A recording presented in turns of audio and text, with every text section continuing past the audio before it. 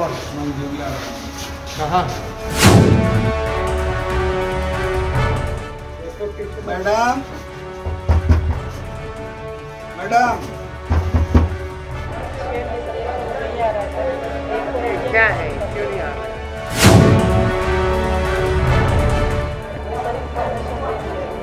Information दिया है, किसको देता है? गड़बड़ वाली मैडम का नाम लिखिए। तेजस्वी यादव बिहार में दूसरी बार डिप्टी सीएम की कुर्सी पर काबिज हुए हैं। वे इस बार नए तेवर और नए जोश में है। 2025 में विधानसभा चुनाव आने वाला है। सामने चुनौती बड़ी है, विरोधी पग पग पर लगा हुआ है। ऐसे में उनकी जिम्मेवारी और अधिक बढ़ जाती है। इसी जिम्मेवारी को निभाते हुए वे कल अमिताभ बच्चन के शहंशाह और अनिल कपूर के नायक स्टाइल में वे मास्क और टोपी लगाकर वहां पहुंच गए जहां इस अंदाज में कोई मंत्री तक नहीं पहुंचते थे।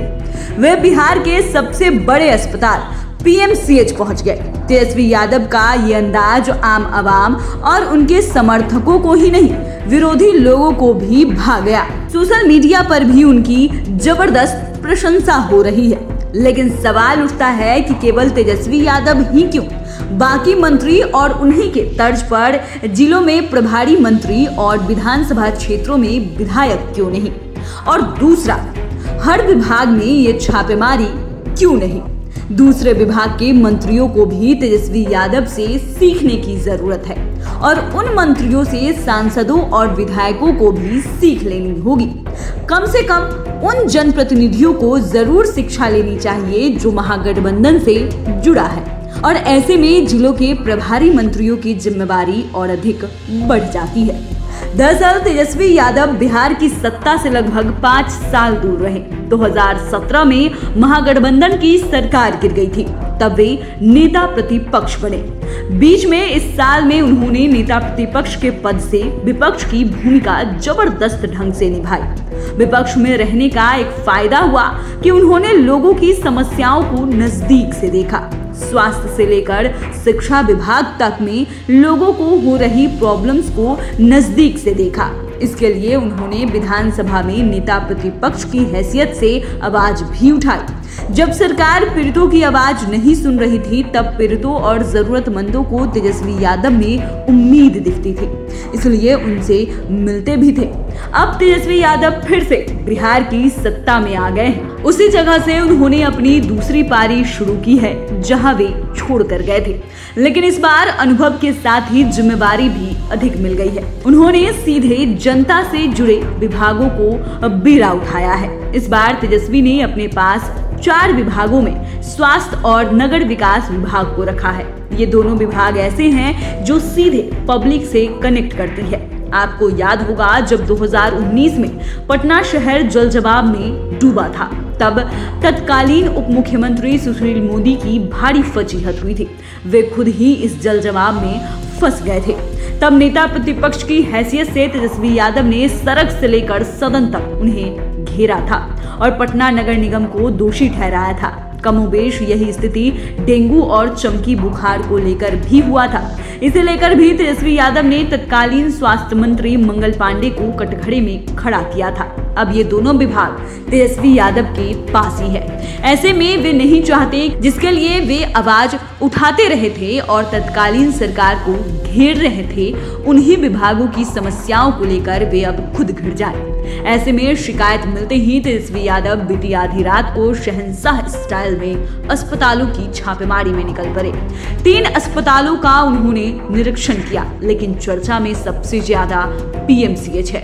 उन्होंने डॉक्टरों से लेकर हेल्थ मैनेजर तक की क्लास ली, एक एक चीज की जानकारी ली। उन्होंने पीएमसीएच में तो एक एक वार्ड का मुआयना किया, वहां मरीजों को मिलने वाली सुविधाओं के बारे में जानकारी ली, वहां भर्ती मरीजों से डॉक्टर और कंपाउंडर के बारे में भी जानकारी ली, रजिस्टर्ड मेंटेनेंस को भी जाना। इतना ही नहीं, उन्होंने लापरवाह अधिकारियों से लेकर कर्मचारियों तक पर कार्रवाई करने की बात कही। बाद में मीडिया को बताया कि 2 अस्पताल में मरीज नहीं थे, लेकिन डॉक्टर मौजूद थे, किंतु पीएमसीएच में हालत खराब है। गरीब लोग इलाज कराने आते हैं और हमें देखना था कि वहाँ क्या परेशानी है।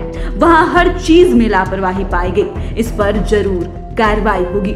बेशक तेजस्वी यादव के इस कदम को आम आवाम से लेकर विरोधी तक सराह रहे हैं। सोशल मीडिया पर तेजस्वी यादव का औचक निरीक्षण वायरल हो रहा है। हर ओर प्रशंसा हो रही है, साथ ही नसीहत भी दी जा रही है। इसे बाकी जगहों पर भी करने की जरूरत है और पटना में तो हर हाल में ये औचक निरीक्षण जारी रहे। सोशल मीडिया पर तेजस्वी यादव का पीएमसीएच वाला वीडियो टैग करते हुए झारखंड के युवा पत्रकार विवेकानंद सिंह लिखते हैं, बहुत खूब तेजस्वी यादव जी। स्वास्थ्य और शिक्षा के क्षेत्र में जिम्मेदार लोगों को ऐसी क्लास बहुत जरूरी है।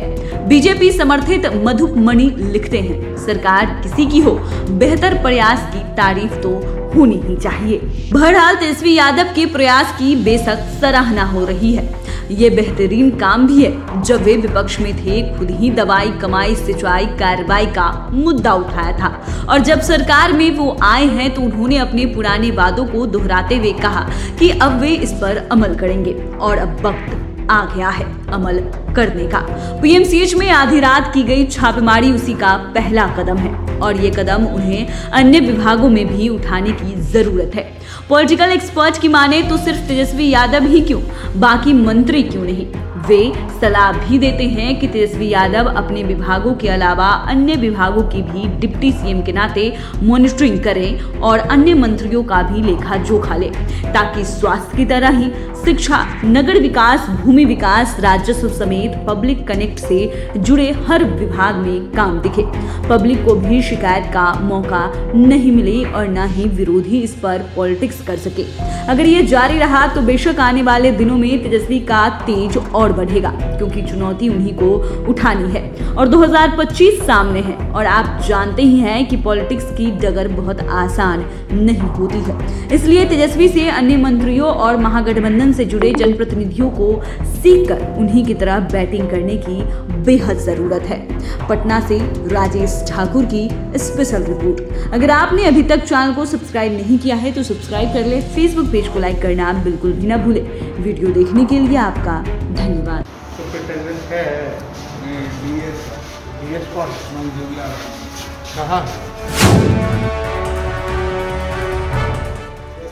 मैडम, मैडम, क्या है, क्यों नहीं आ रहा?